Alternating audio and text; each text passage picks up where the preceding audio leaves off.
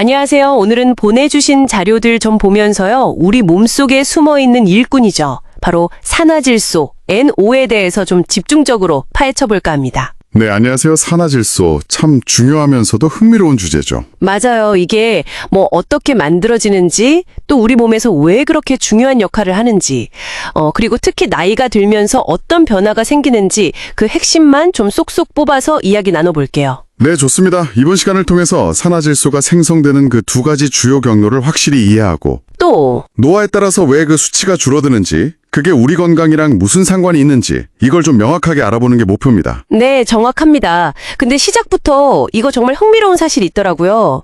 산화질소가 하는 일이 정말 많잖아요.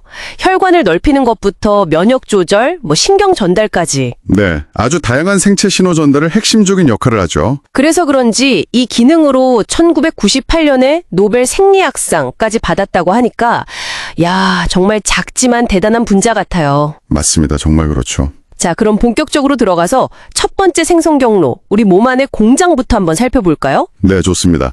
첫 번째는 이제 효소를 이용하는 방식이죠. 네, 우리 몸이 직접 만드는 거요. 그 산화질소 합성 요소 NOS라고 부르는 특별한 도구를 사용한다고요? 맞아요. NOS. 이게 또 종류가 세 가지나 돼요. 혈관을 위한 ENOS, 면역 반응에 중요한 INOS, 그리고 뇌 기능, 뇌신경계를 위한 NOS 이렇게 세 가지죠. 네, 바로 그거죠. 근데 흥미로운 점은 이 효소들이 그냥 가만히 있는 게 아니라는 거예요. 그냥 계속 만드는 게 아니라 뭔가 특별한 때 작동한다 이러런가요? 네, 그렇죠. 자료에 보면 특정 신호에 반응해서 작동한다고 나와 있어요. 예를 들면 스트레스 받을 때, 아니면 운동할 때, 혈압이 변할 때, 심지어 염증이 생겼을 때. 오, 그런 상황에서 딱 활성화되는 거군요. 네. 활성화되면 이제 혈류를 개선한다거나 면역세포를 염증 부위로 유도해서 방어하게 하거나 또 신경을 보호하는 이런 중요한 역할들을 수행하게 되는 거죠. 야, 우리 몸이 정말 똑똑하네요. 필요할 때 딱 맞춰서 대응하는 시스템이군요. 네. 우리 몸의 아주 즉각적인 대응 시스템이라고 볼 수 있습니다. 그런데 우리 몸 안에서 만드는 이 시스템만 있는 게 아니라고요. 자료 보니까 또 다른 흥미로운 경로가 있던데요. 네. 두 번째 경로죠. 이건 우리가 먹는 음식이랑 관련이 깊어요. 음식으로도 산화질소를 얻을 수 있다고요? 네, 그렇습니다. 그 녹색 잎채소나 비트 같은 거 있잖아요. 네, 자주 먹죠. 거기에 질산염, NO3-라고 하는 성분이 아주 풍부해요.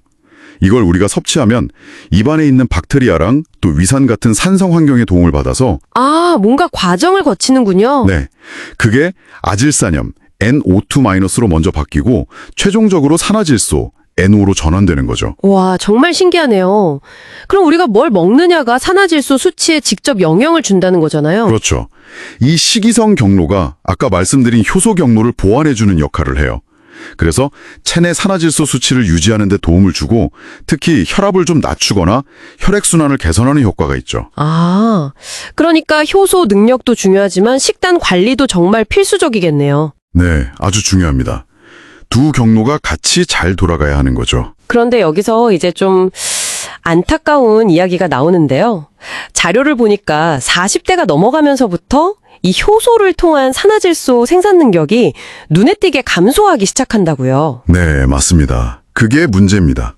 40대부터 줄기 시작해서 70대가 되면 젊었을 때 절반 이하로 뚝 떨어진다고 하니 이건 정말 큰 변화죠. 절반이야. 생각보다 감소폭이 크네요. 그렇죠. 이게 단순히 수치가 좀 줄어드는 문제가 아니라 이렇게 산화질소가 부족해지면 혈액순환에 문제가 생기기 시작해요. 혈액순환 문제라면 역시 고혈압 같은 거랑 관련이 있겠군요. 네, 맞아요. 고혈압뿐만 아니라 당뇨, 관절염 같은 여러 만성질환의 원인이 될 수 있다고 지적하고 있습니다. 또 만성염증이나 면역력 저하와도 관련이 깊어서요. 이게 대사성 증후군을 유발하거나 악화시킬 수도 있다고 하고요. 정말 다양한 건강 문제랑 연결되는군요. 그럼 나이가 들면서 생산 능력이 떨어지면 그냥 속수무책으로 있어야 하나요? 다행히 그렇지만은 않다고 해요. 자료에서 대안을 제시하고 있는데요. 바로 산화질소 대사체라는 것을 보충하는 방법입니다. 산화질소 대사체요?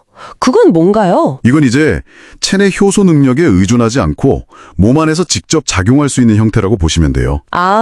효소가 부족해도 직접 효과를 낼 수 있다. 흥미로운데요? 네. 그래서 이 대사체를 보충하면 여러 긍정적인 효과를 기대할 수 있다고 나와 있어요. 예를 들어 효소 경로를 거치지 않고도 혈관을 확장시키고 혈액을 맑게 하고 또 혈액량 자체를 늘려서 혈액순환을 개선하는 데 도움을 줄 수 있다는 거죠. 혈액순환 개선 외에 또 다른 효과는 없나요? 더 있습니다. 염증을 억제하고 면역력을 강화하는 효과도 있고요.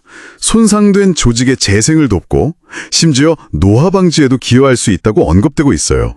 와, 정말 다방면으로 도움이 될 수 있겠네요. 네.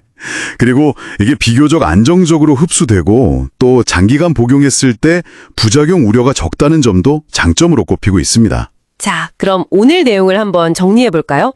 산화질소는 우리 몸에 정말 필수적인 분자이고 만드는 방법은 크게 두 가지.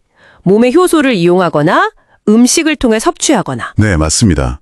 효소 경로와 식이 경로죠. 그런데 문제는 나이가 들면서 특히 40대 이후로 효소를 통한 생산량이 자연스럽게 줄어들고 이게 여러 가지 건강 문제로 이어질 수 있다는 점을 확인했고요. 그렇죠. 그 감소가 생각보다 심각할 수 있다는 점이 중요합니다. 그리고 그 대안으로 부족한 부분을 메워질 수 있는 산화질소 대사체 보충이라는 방법이 있다는 것까지 알아봤습니다. 네, 결국 핵심은 이거 같아요. 오늘 살펴본 자료들을 종합해보면 우리 몸의 산화질소 수치를 적절하게 건강하게 유지하는 것은 물론이고 노화로 인한 여러 기능 저하를 좀 늦추고 전반적인 활력을 유지하는 데 아주 중요하다는 겁니다. 네, 정말 중요한 점인 것 같습니다. 자, 오늘 함께 이야기 나눈 내용을 바탕으로 마지막으로 이런 질문을 한번 던져보고 싶어요. 산화질소 감소가 어떻게 보면 자연스러운 노화 과정의 일부라고 한다면 우리가 식단 조절하는 것 외에 일상생활 속에서 이 산화질소 수치를 건강하게 유지하기 위해서 꾸준히 실천해 볼 수 있는 다른 생활 습관에는 또 어떤 것들이 있을까요? 여러분도 한번 고민해 보시면 어떨까 싶습니다.